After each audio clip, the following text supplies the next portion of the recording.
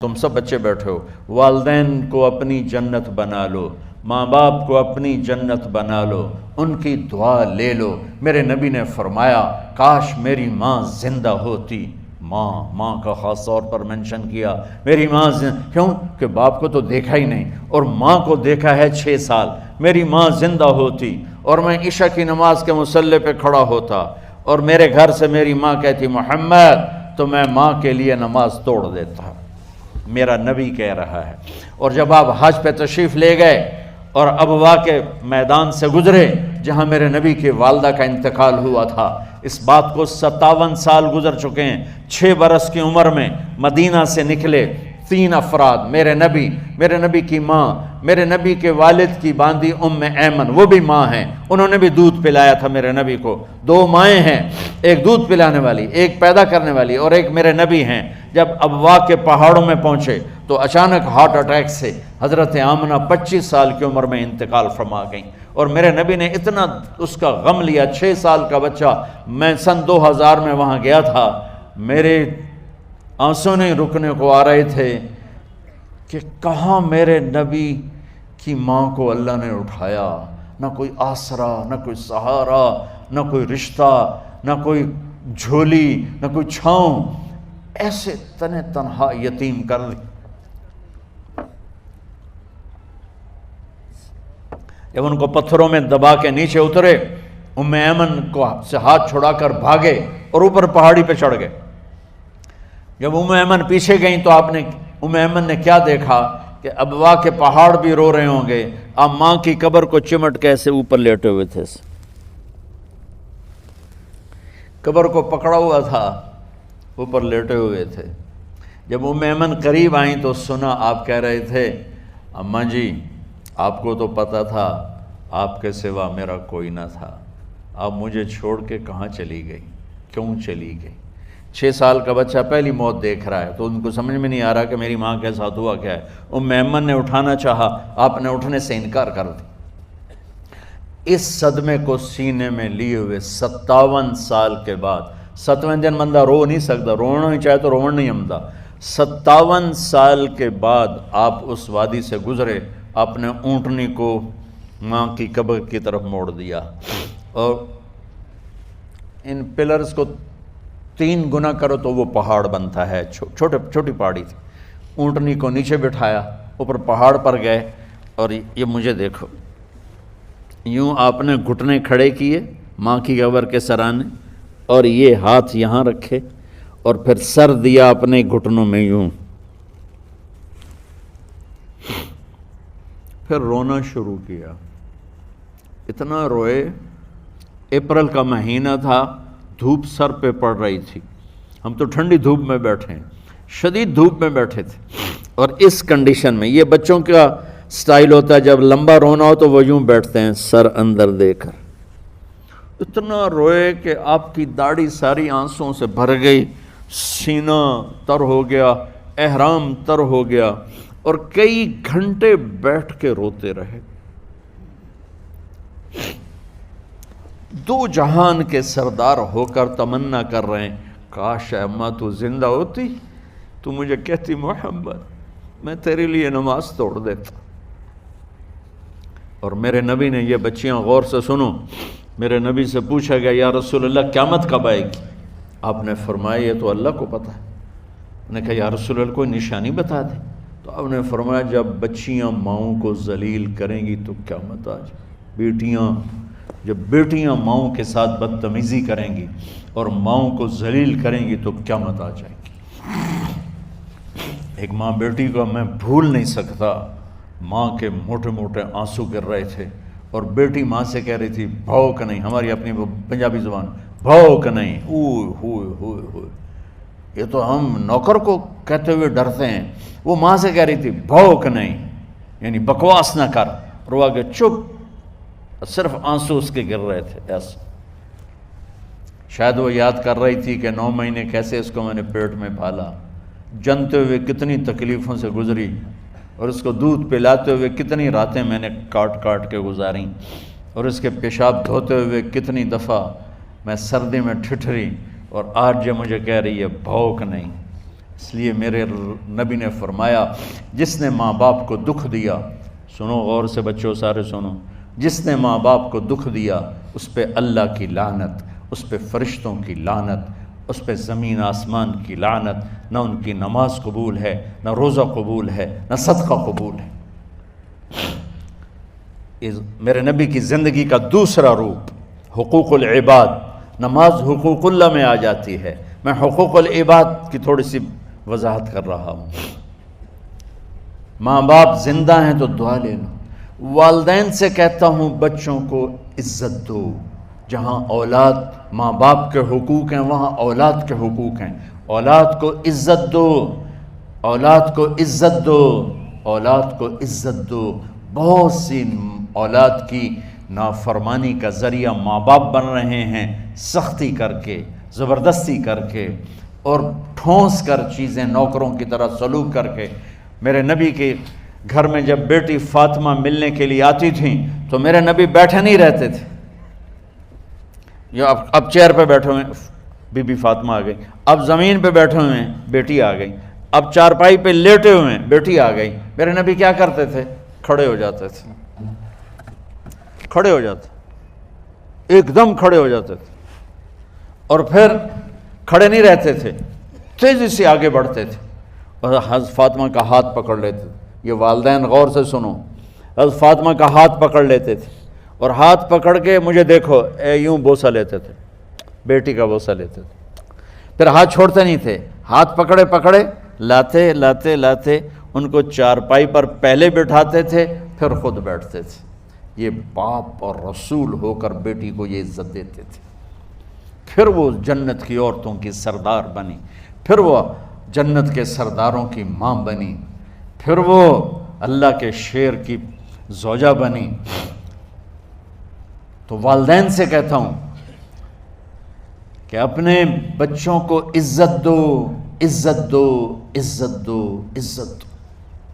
پھر آپ سے زندگی کے بڑے فیصلے ہیں شادی۔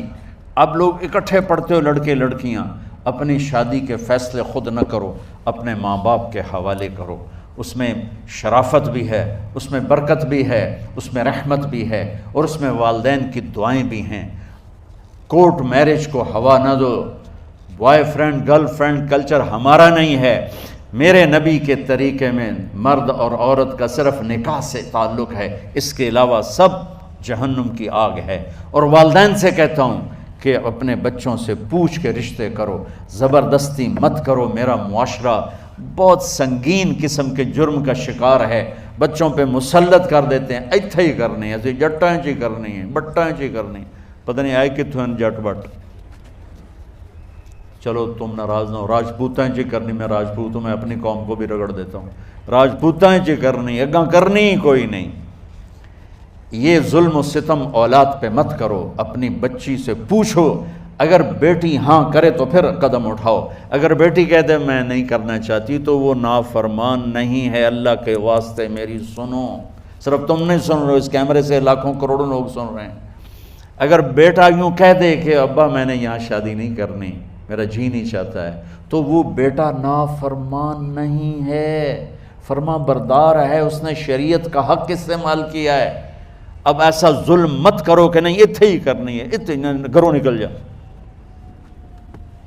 زندگی تم نے تو نہیں گزارنی، زندگی تو بچے نے گزارنی، میں قربان جاؤں۔ ایک حدیث سنو پہلے، پھر اگلی بات سناتا ہوں۔ ما تزوجت وما زوجت الا بوحی من السماء نزل به جبریل۔ لوگو سنو، میں نے جہاں شادی کی، میں نے جہاں بیٹی کی شادی کی، پہلے آسمان سے جبریل فرشتہ اللہ کا حکم لے کر آیا، پھر میں نے قدم اٹھایا۔ سمجھ گئے میری یہ بات سمجھ گئے سارے؟ اب اگلی سنو۔ حضرت علی فاطمہ کا رشتہ لینے آ گئے اور جبریل ان سے پہلے آ گیا کہ یا رسول اللہ فاطمہ علی کے لیے ہے۔ باپ محمد مصطفیٰ جیسا ہے، رشتہ مانگنے والا علی جیسا ہے، اور بیٹی فاطمہ جیسی ہے۔ اور آپ پوچھتے ہیں علی کیسے آئے؟ وہ شرم کی وجہ سے کچھ کہہ نہ سکے، چپ۔ آپ کو تو پتا تھا، آپ نے فرمایا فاطمہ کے رشتے کے لیے آئے ہو؟ کہا جی۔ تو جبریل تنال بیٹھا ہوا ہے کہ یا رسول اللہ اتھے ہی کرنا ہے، آپ نے ہاں نہیں کی، آپ نے کہا انشاءاللہ، اور یہ کہہ کر اٹھ گئے۔ انشاءاللہ نبی کا ہاں ہی ہوتا ہے، لیکن جبریل کے آنے کے باوجود اور اللہ کے کہنے کے باوجود میرے نبی کو بھی پتہ ہے کہ یہ رشتہ یہاں کاتب تقدیر نے لکھ دیا ہے، لیکن امت کو سبق سکھانے کے لیے آپ گھر تشریف لے گئے۔ بیٹی فاطمہ کہ جی یا رسول اللہ، کہا علی کا رشتہ آیا ہے، میں ہاں کر دوں؟ سبحان اللہ۔ میں اپنے دیہاتی بچیوں پہ مجھے رونا آ گیا کہ جنہیں پتہ ہی نہیں ہوتا سانو کہیں نال بندے پہ جانور ہے یا انسان ہے۔ علی جیسا داماد، چلو علی کو چھوڑو، فاطمہ کو چھوڑو، جبریل آیا بیٹھا ہے، جبریل آیا بیٹھا ہے۔ اس کے بعد فاطمہ سے پوچھنے کی کیا بات ہے؟ جبریل آ کر کہہ رہا یا رسول اللہ، اللہ کہہ رہا ہے فاطمہ علی کے لیے ہے اور علی فاطمہ کے لیے ہے، اور پھر آپ کہتے ہیں بیٹی فاطمہ ہاں کر دو۔ ہماری تو آج کی بیٹیاں انکار نہیں کرتی، چپ کر کے گاں ماش طرح بن چھڑ دن کلے نال۔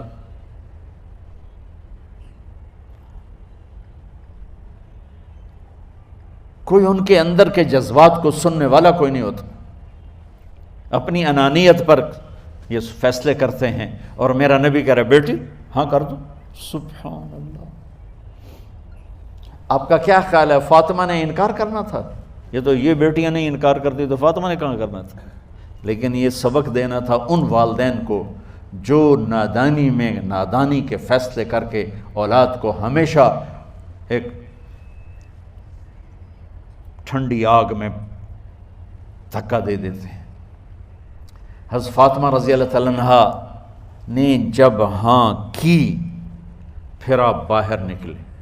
اچھا مزے کا واقعہ ہو، حضرت علی اٹھ کے باہر نکلے تو صحابہ باہر کھڑے انتظار کر رہے تھے کہ کیا ہوا۔ حضرت علی کو بھیجنے والے تھے عبد الرحمن بن عوف، پہلے ابو بکر گئے تو آپ نے انکار کر دیا، عمر گئے رشتہ مانگا، آپ نے انکار کر دیا۔ عبد الرحمن بن عوف نے علی سے کہا آپ جائیں، آپ کا رشتہ رد نہیں ہوگا۔ کہنے لگے میرا تو ذاتی گھر بھی کوئی نہیں، مجھے کہاں سے رشتہ ملے گا، میں تو بالکل غریب ہوں۔ کہا نہیں تم جاؤ۔ تو واپس آتے انہوں نے عبد الرحمن بن عوف پہ چڑھائی کر دی، وہ کیا ہے نا تو میں نے گلے آئی، انکار ہو گیا۔ تو صحابہ نے پوچھا کیا ہوا؟ کہا کچھ کہا ہی نہیں، چپ کر کے اٹھ گئے۔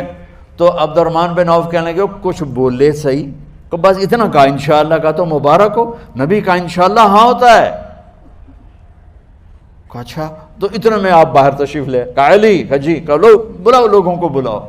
ساری مسجد بھر گئی، آپ کے ساری مسجد فل ہو گئی۔ آپ ممبر پہ کھڑے ہوئے علی کو سامنے بٹھایا، کہا لوگو یہ جبریل میرے پاس اللہ کا پیغام لائے ہیں کہ میں فاطمہ بنت محمد کا نکاح علی کے بن ابی طالب کے ساتھ کر دوں۔ پھر آپ نے خطبہ پڑھا اور کہا کہ علی، ہائے ہائے ہائے، میں نے فاطمہ بنت محمد کو 400 درہم مہر کے عوض تیرے نکاح میں دیا، تو نے قبول کیا؟